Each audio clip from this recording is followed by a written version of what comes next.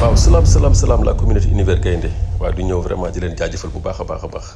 waaw di leen gërëm bu baax vraiment gis nañu jàppalante bi waaw aussi di leen ñaan rek ngeen wéy aussi di abonné bu baax a baax di partager vidéo yi waaw aussi ngeen activer aussi cloche de notification bi waaw comme ni ñu koy faral di defee rek chaque jour ñu indi leen aussi Bouba notre chroniqueur analyste depuis Doha waaw comme il sait le faire vraiment mu indi leen aussi ay analyses yu pertinentes waaw vraiment ay chroniques yu mucc ayib waaw xam naa suñu wéelee ba ci kanam ci biir vidéo bi waaw incha allah moom it dina ñëw waaw lépp lu ñu fi junj rek moom incha allah dina ko développer vraiment on ne cessera jamais de le remercier ok. waaw chère communauté tey moom dañu indi benn taxawu seetlu quoi si Krépin Diatta l'absent le plus présent de la charnière mooy Krépin Diatta. Longtemps freiné par les blessures et proche d'un départ cet été, Krépin Diatta a répondu de la meilleure manière sur le terrain, repositionné piston droit dans le système de Sébastien Pocognoli. Le Sénégalais a livré un mois d'octobre très solide, récompensé par le titre de meilleur joueur du mois décerné par les supporters monégasques. Tout avait commencé fin septembre avec une passe décisive contre Metz, une dynamique qu'il a prolongée en octobre. Titulaire à chaque match, Diatta s'est d'abord illustré en Ligue des Champions face à Manchester City en offrant à Jordan Tézé le ballon de l'égalisation. Aligné à gauche ce soir-là, il a démontré une polyvalence précieuse et une grande disponibilité. Revenu ensuite à son rôle naturel de piston droit, il a pleinement exprimé ses qualités. Son pressing a notamment déclenché l'ouverture du score contre Angers, conclu par Florian Balogun. Quelques jours plus tard, il réalise un retour décisif face à Tottenham, empêchant Richarlison de se présenter seul face au gardien. Dans cette rencontre, il signe également 4 passes avant un tir, preuve de son influence dans le jeu. Son impact sur les résultats ont convaincu les supporters qui l'ont élu MVP d'octobre devant Mamadou Koulibaly. waaw chère communauté kaw Krépin moom dañ ci taxaw quoi waaw comme ça ñu defar si benn jàngat bu ndaw waaw ci nasaraan ak ci wolof tuuti quoi waaw parce que man dama jàpp ni Krépin vraiment Krépin daal jàpp naa ni patriote la vraiment man gis naa ni mooy footballeur boo xam ne man damay gëm ni la fin dafa xiif macha allah waaw parce que jàpp na ni il est parmi l'un des rares cadres boo xam ne parce que gañewul ak équipe nationale waaw te gis naa ni vraiment match yi muy mujjee football yëpp équipe nationale gis naa ni motivation bi vraiment son sens du sacrifice vraiment di sonn man gis naa daal vraiment joueur boo xam ne footballeur boo xam ne vraiment daal gis naa ni daal dafa bëgg dëggantaan. waaw on le voit vraiment day haranguer joueurs yi souvent suñu dugalee yaa ngi fàttaliku suñu match contre Sud Soudan la woon je pense effectivement gars yi bu ñu dugalee dafa mu xëcc leen ñëpp ne la acci non bu leen doyal nañu delluwaat encore des na waaw gis naa ne vraiment joueur bu motivé aussi clubam gis ngeen clubam bu mu ñëwaatee ba léegi dëgg la sax am nay jamono yoo xam ne début kii gars yi dañu ko bëggoon transféré bëggoon ko yóbbu même entraîneur bi sax dafa ne woon léegi je ne compte pas sur toi mooy ki fa nekkoon Adi Hütter plutôt waaw kii moom Pocognoli moom c'est un Belge ñëw na xam naa aussi di ñàkk xamoon na ko depuis bu nekkee foofu Belgique xamoon na ko plutôt xam na moom mooy kan waaw te aussi xam naa bu ñëw aussi waxtaan nag moom gis na ni vraiment kii moom c'est quelqu'un qui est motivé waaw moo taxit fu mu ne nii moom loolu mooy paye instant bi waaw loolu moom mooy fay instant bi vraiment dañ koy ñaanal Krépin dañ koy ñaanal mu gaaw dellu siwaat waaw instant bi gis naa ni daal moom dinañu manqué gis naa loolu waaw bien vrai que on a de très grands joueurs waaw am nañu Antoine Mendy am nañu Ilay Camara ñooñu peuvent mais daal gis naa ni apportu Krépin man ragal naa ni dina feeñ ci équipe bi waaw mais nag loo gis aussi noonu la quoi nii la waroon demee waaw pour man blessure bi sax dafa ñëw à temps incha allah mu ñëwaat waaw comme ça suñu dem kaan ñu mën ko yóbbaale waaw chère communauté waaw du ñëwaat ci entre Kalidou Koulibaly ak Ancelotti waaw comme contexte oblige waaw pour suñu match bi entre le Sénégal ak Brésil waaw nañ jàpp ni Ancelotti mooy wax ni plus de 2 ans après leur dernière confrontation le Sénégal le sélectionneur plutôt italien du Brésil Carlo Ancelotti et le défenseur sénégalais Kalidou Koulibaly vont se retrouver ce samedi à l'Emirates Stadium pour un Brésil-Sénégal en amical. Les deux hommes entretiennent une relation père et fils depuis Naples. La dernière fois qu'ils se sont affrontés, c'était le 12 avril 2023. L'un évoluait à Chelsea, l'autre était sur le banc du Real Madrid. Au Santiago Bernabéu, le club espagnol avait pris le dessus sur la formation londonienne 2-0 en quart de finale de la Ligue des Champions. Mais quand on parle de Carlo Ancelotti et Kalidou Koulibaly, on pense forcément à l'époque de Naples. Arrivé sur le banc des Napolitains, en mai 2018, les techniciens italiens avaient entraîné le capitaine des Lions pendant un an et demi. À Naples, Carlo a permis à Kalidou de grandir et d'évoluer sur les aspects de son jeu, surtout le côté défensif. Son départ en décembre 2019 avait émis Koulibaly qui a rendu un hommage fort à son entraîneur sur ses réseaux sociaux. Une personne merveilleuse et un professionnel de premier ordre. C'est un privilège d'avoir travaillé avec vous. Merci, Mister, avait-il posté sur X. Durant leur compagnonnage, les deux hommes ont construit une relation forte à Naples. L'entraîneur de 66 ans avait même un père pour un défenseur de 34 ans. Ils étaient devenus inséparables et l'Italien aimait tout le temps avoir le Sénégalais dans son 11. À l'été 2019, Manchester United avait tenté d'arracher Koulibaly à Ancelotti. Mais l'ancien du Real Madrid avait menacé de partir en cas de départ de Koulibaly pour l'Angleterre. J'avais une offre de Manchester United à l'époque, 100 millions d'euros. Le club refuse. Ancelotti arrive et me dit qu'il est venu pour gagner le championnat. Si tu pars, moi aussi je démissionne. Moi j'ai fait mon temps à Naples. Je peux avoir le contrat de ma vie. Un transfert historique, avait-il raconté au mois dernier. En décembre 2018, Ancelotti comparait son joueur à des meilleurs de l'histoire à son poste, comme Paolo Maldini, Fabio Cannavaro, Sergio Ramos, Lilian Thuram ou encore John Terry.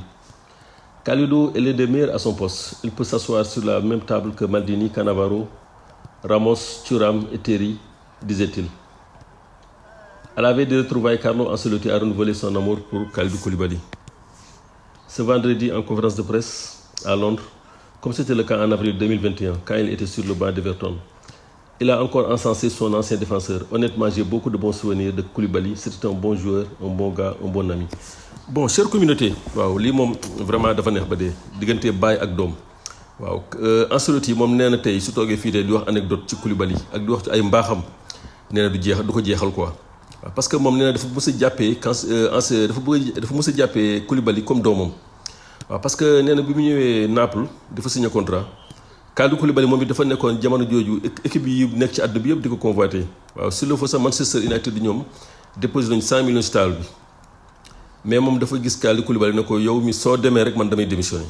maa ngi door ñëw tooguma mais dama ñëw pour indi base boo xam ne yow ci yow laay démarré waaw yaay nekk socle boo xam ne yow yoo lay appuyer pour mën a entraîner Naples man daal automatiquement soo demee rek man damay kii du ma toog damay dem. waaw xam nga loolu aussi dafa neex a dégg quoi vraiment moom daal joxe na daal nee na Kalidou Koulibaly daal mooy professionnel boo xam ne amul benn défaut. waaw nee na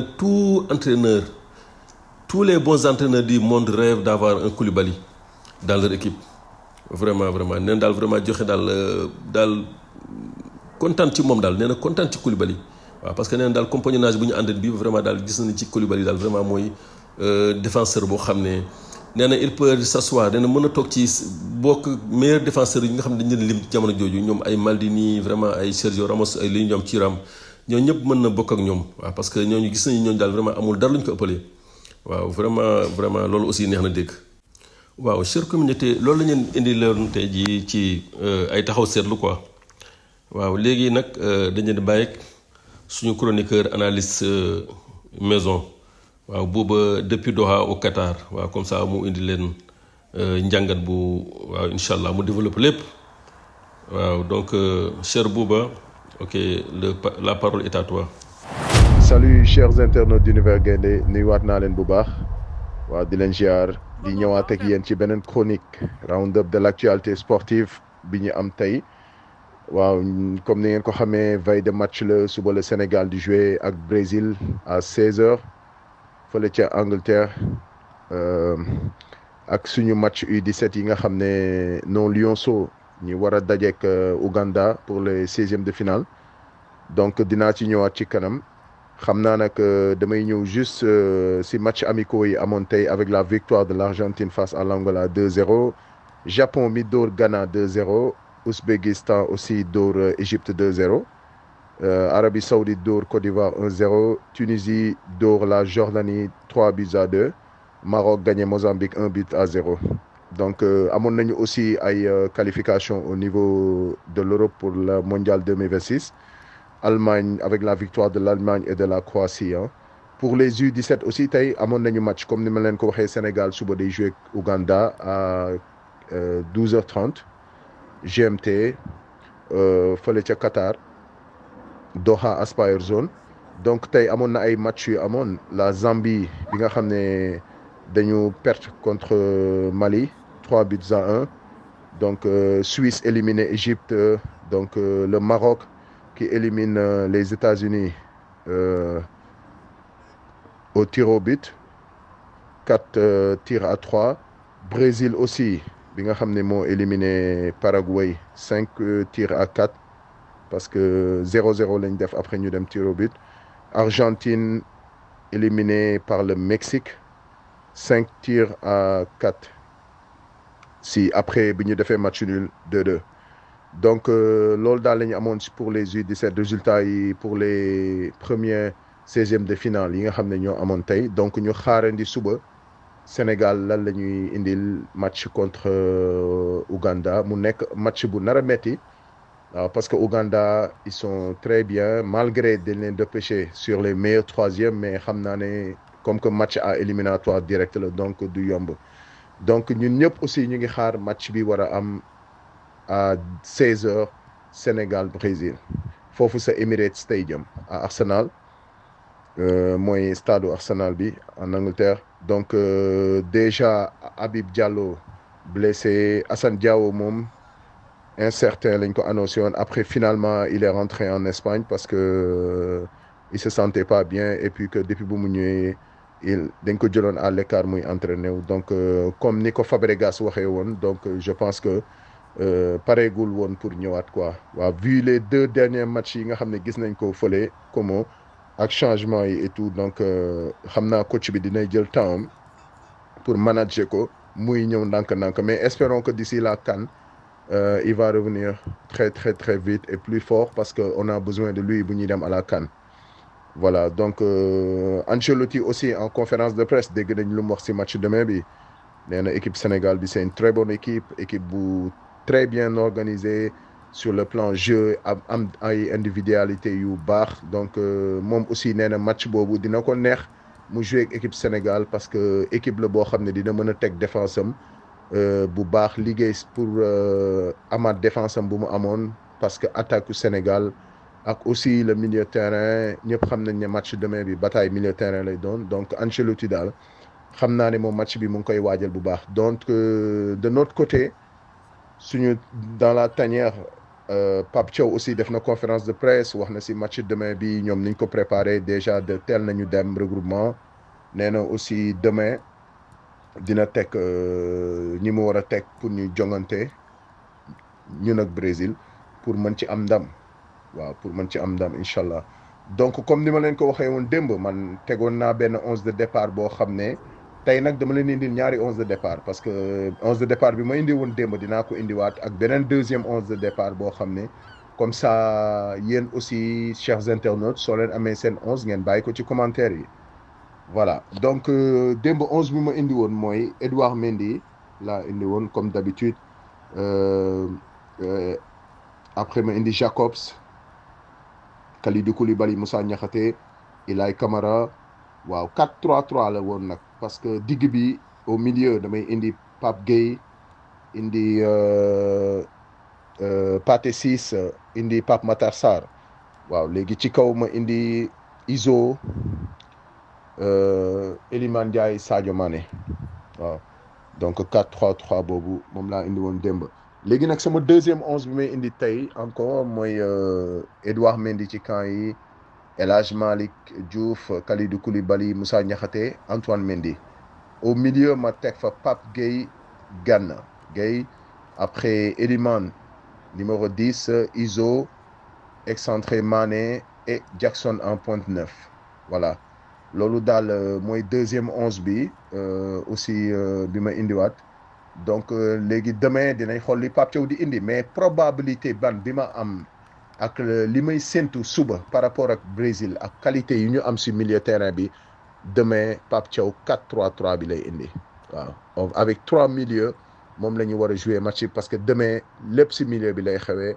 bataille milieu terrain la donc ku gagné milieu terrain bi da ngay gagné match bi parce que brésiliens yi seen excentré yi dañu baax. Si on risque de jouer avec 2 milieux peut-être que mu am flottement et puis beaucoup d'espace boo xam ne ñoom dinañ mën a attaquer et puis bu boobaa suñu défense bi dina subir. Je pense que avec le 4-3-3 on est bien en place pour mën a contenir les Brésiliens et puis aussi bu amee Pape Matar Sarr bi nga xam ne day projeté wu donc dina mën a indi soutien ci kaw donc on va se retrouver là-bas à 4 donc pour mën a def différence bi. waaw chers internautes daal loolu tey moo doon li nga xam ne moo doon round-up d'actualité sportive bi parce que demain moom match Brésil bi ce sera un match très très très très disputé parce que déjà stade bi guichet fermé lañ koy jouer donc plus de 60 000 places donc voilà nga xam ne match bi kon ñëpp a ngi koy xaar te gis naa presse bi international ñëpp di wax ci match bi. Parce que le Sénégal actuellement malgré Maroc mooy première nation africaine parce que ñoom ñoo nekkoon demi-finaliste à la dernière coupe du monde au Qatar 2022 ak aussi seen prestation yu mujjee def mais tout le monde parle du Sénégal parce que c'est la meilleure équipe africaine actuellement même si on est classé après le Maroc mais on reste la première nation africaine parce que valeur marchande équipe bi par rapport ak individualité yi ñu am donc Sénégal moo nekk ci kaw. te loolu je pense que équipe européenne yëpp ñoo ngi ñuy bàyyi xel te après match Brésil bi buñ ko gagné dafa am fu mu ñuy yóbbu parce que bu boobaa di nga gis yeneen équipe européenne donc demain Pape Thiaw a le devoir de gagner ce match et les joueurs sont conscients de cela. C'est un match référence la pour ñoom parce que buñ si jugee dem jouer Kenya comme ça l'équipe va tourner ñu mën a dem à la CAN préparer wu pour remporter la CAN parce que je me dis que avec cette équipe sénégalaise dañu war a dem jëli CAN bi pour une deuxième étoile et inchallah gëm naa ne loolu dina am parce que on a une très très belle équipe une très belle génération avec de très bons joueurs et puis moyenne d'âge bi aussi machallah donc loolu yëpp daf siy jouer pour ñu mën a dem jëli trophée bi pour am suñu deuxième étoile ainsi de suite parce que après la CAN buñ ko jëlee inchallah ce sera une motivation de plus pour ñu mën a préparer wu dem à la Coupe du Monde 2026 te bu boobaa on va essayer de jouer pour jéem a egg demi-finale vu que suñu dernière performance quart de finale mooy suñu première participation bu ñu demee à la Coupe du Monde 2002 donc avec génération ñoom El Hadj Diouf Khalilou Fadiga ñoom Tony Silva Lamine Diatta et le coach Pape Thiaw donc vraiment daal cette équipe sénégalaise mérite beaucoup de bonnes choses sur le plan footballistique parce que on a les joueurs tu vois après aussi il y a une très belle génération et puis war nañu mën a jël CAN bi tegle ko à 3 reprises comme ni ko Égypte defee woon avec leur belle génération bi ñu amoon donc chers internautes tey loolu lañ leen indiloon xam naa demain dinañ ñëw après le match comme ça indi leen les résultats et tout ce qui s'est passé durant les matchs et puis débrief ko wax leen top yi ak flop yi donc inchallah ñoo ngi ñaan daal bu ñuy ñëwaat di defaat suñu chronique fekk ñu indil leen Sénégal gagné avec la manière muy U17 bi non Lionceau bonne chance à eux et bonne chance aussi à l'équipe contre le Brésil donc dinañ ñëwaat ak yéen indil leen yeneen chronique ak débrief match demain yi ak l'ensemble de l'actualité sportive bi am durant ce week-end donc dinañ si ñëwaat yëpp quoi chers internautes ñoo ngi leen fii lañ leen di tàggoo bu leen fàtte di aimer liker partager Univers Gaindé ca kaw ca kanam. waaw chère communauté Bouba vraiment merci beaucoup waaw comme d'habitude noonu la quoi waaye ça a été clair et limpide macha allah waaw d'accord incha allah comme ni ñu ko waxee rek waaye nag aussi dañuy ñaan aussi ngeen di commenter vraiment ngeen partager vidéo yi ngeen abonner aussi massivement waaw mi ngi noonu abonnement bi moom c'est gratuit ni comme ni koy faral di waxee rek waaw aussi ngeen activer cloche notification bi comme ça vidéo bu ñëw waaw ngeen am primeur bi incha allah ngeen njëkk ko jot waaw vraiment di leen gërëm waaw su kanamee incha allah à la fin des matchs xam naa Bouba dina ñëwaat en même temps waaw ñu def benn genre débriefing incha allah dafay analyse yu comme d'habitude pertinente waaw d'accord donc vraiment lii la ñu amoon tey ñuy indi leen fii tey vraiment di remercier Bouba aussi vraiment si collaboration bi gis nañ lépp vraiment merci beaucoup donc bien de bon début du week-end à toute la communauté.